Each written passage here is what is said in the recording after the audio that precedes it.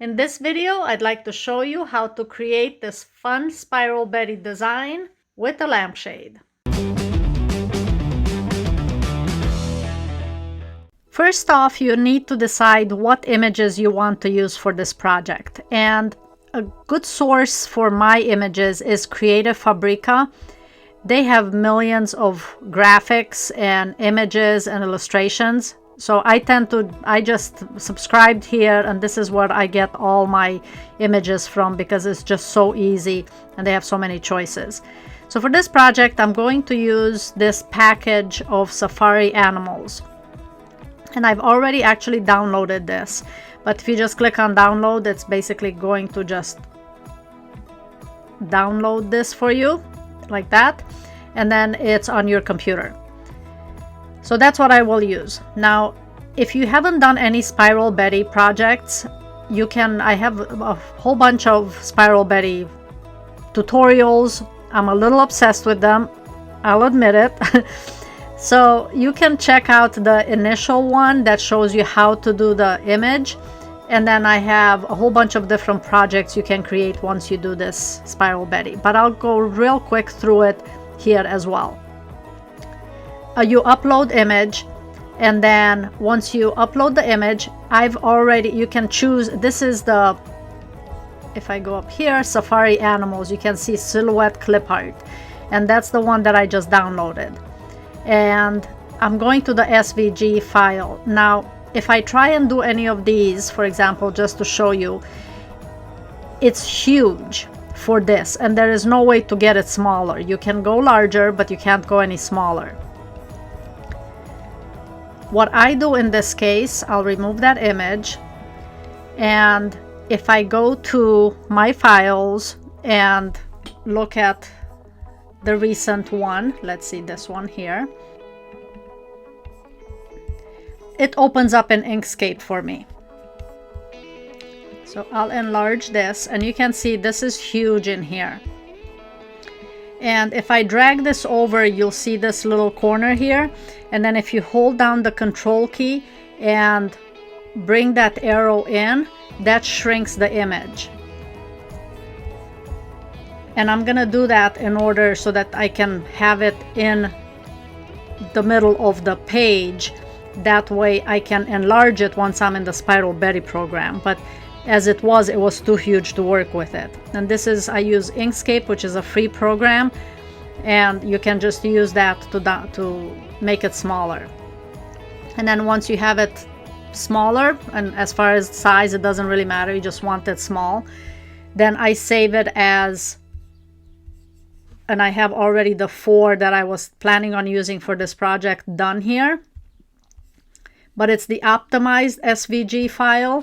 And then I'll just do here tester to show you, save, and then I just click through OK. So at this point I don't need this anymore, so I can close without saving. I'll close this window as well and get out of that. Now I can upload the image, and if I click the upload the image, here is what it says tester. Now that same image which did not fit in that circle before, if I choose, now look how tiny that is, and I can move it around. I'll enlarge it now because you can enlarge it, and then shift it down to center it. Then once you get it to the size you want, you just click OK. And then I always go over here and click on this black and white, and then this is the download button. Now one thing you can do is you can change the number of rings this has. So the more rings, the finer it is, which is probably impossible to try and cut this out of vinyl. Default generally tends to work well, so I just keep it close to default. Maybe add, if I'm working with a larger image, I can increase this because there's more space between them, but the smaller the final cut is, the more you want to be towards the left of this. And I think that's where that was. And then you just download. Now one thing that this has added, which I think has been added since the first video that I did, which is show advanced features. You can clear background. So you don't need to necessarily do this in Cricut Design Space or in your final cutting program, because this works with Silhouette as well. You can clear the background while you're in the Spiral Betty page. This is for personal use. Just a note, you can't make these and then sell them, but you can make and use for personal use. And then just click download. Okay, we're done with this. I will open Cricut Design Space and then upload image. Browse. And this is the last one that I did here. And here is the image that I just did. I click on complex. Now, as you can see, this background was already removed here. So I don't need to do absolutely anything at this point. I continue, and then you cut the image, upload.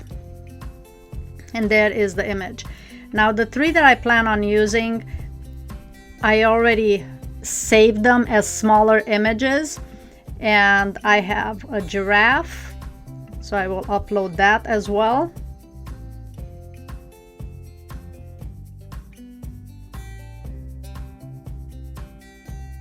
Okay, now if looking at this, I've got 4 different images to choose from. For this project, I will cut this one, and this one.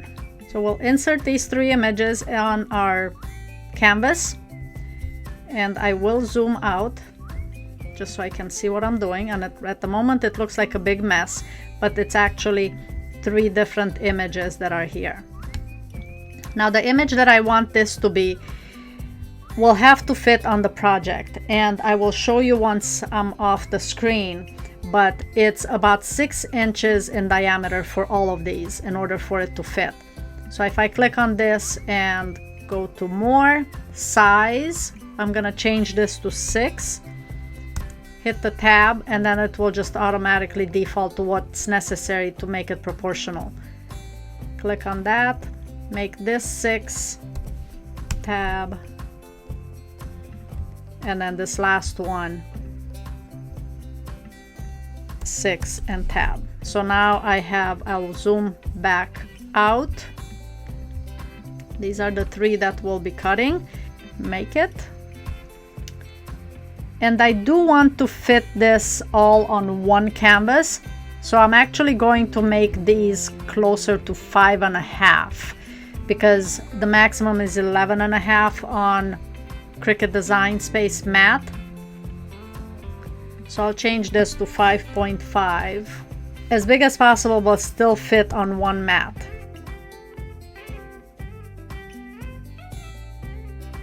Okay, they all fit on there, doing them as 5.5. And what I'll do is, just so you can see them a little better, what they look like, I'll just change the color of this to something lighter. Now, it obviously doesn't matter what color they are, it's what you cut the vinyl with. When you click make it, and now we can see them a little better. And I can shift this down. This was a little too close here. So when you're on a mat, you can move this down. You can change the position. You know, I'm gonna move this down here. That way it gives me a little more wiggle room when working with this, when cutting them out. They don't have to be scrunched up, you know, touching each other. And that looks good to me. So now I will cut these, and then we'll resume with the project itself. I've cut out the Spiral Betties in 3 different sections. It's a little hard to see with the dark color, and I used, it's like a navy blue. And to get this off so it doesn't curl, I'm going to flip the mat and peel it off this way. That way I'm not curling up this. And I will cut this just so you can see where these are. And excess vinyl I will save. I have some videos with fun project with little scrap pieces of vinyl, so do not throw these out. Vinyl is not cheap.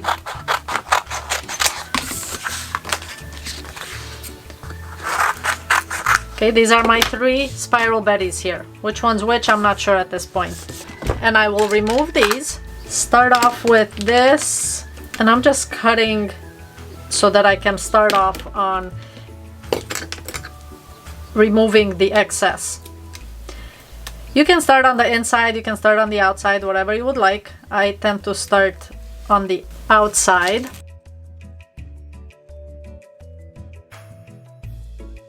And I left this little leading tab here. What helps is I kind of pull it back and then helps me hold the beginning of the spiral Betty down.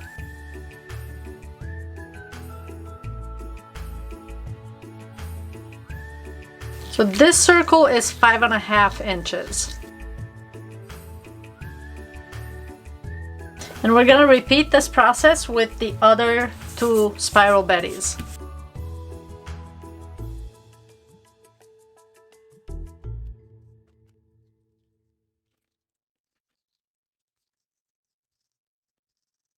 And image number 2.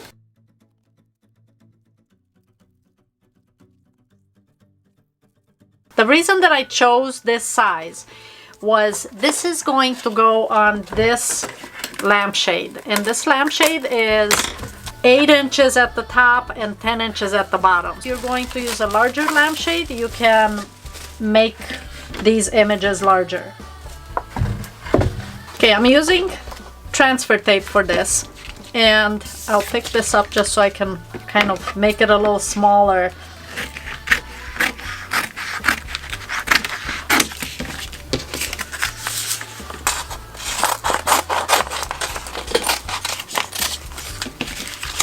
Then I'll pick up the vinyl.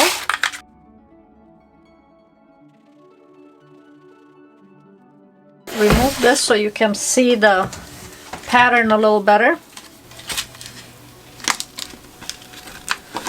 And it helps with the spiral Betty when you take the vinyl off that you go in a circle as you're removing this, just to help the vinyl stick to the transfer tape. Then once this is removed, then we're kind of working on the inside here. Let's see if I can turn this where you can actually see. May have to do it on its side. Now what I'm using as a guide are these 3 dividers from the lampshade, so that I have one in between each one. Let me turn this over, and then once I place it down, I'll show you how I have this on here. Okay, this is what I did. I just placed the transfer tape right in between these 2 dividers, and then it's kind of centered this way and up here. Now this is plasticky on here, so I did not use an iron-on. It's just the permanent 651 for the design. Then I'm just gonna pull back on the transfer tape, and same process, you want to go in a circle with it.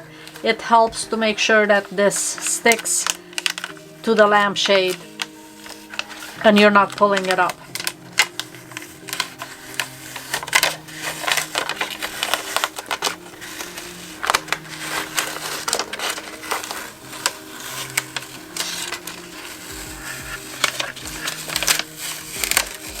Okay, so at this point I have this is just the vinyl directly on here, and when you look at it from the outside, it's very, very faint, hard to, you can kind of see that there's a pattern here, but in the daylight it's not as visible. So repeat the process with the other 2.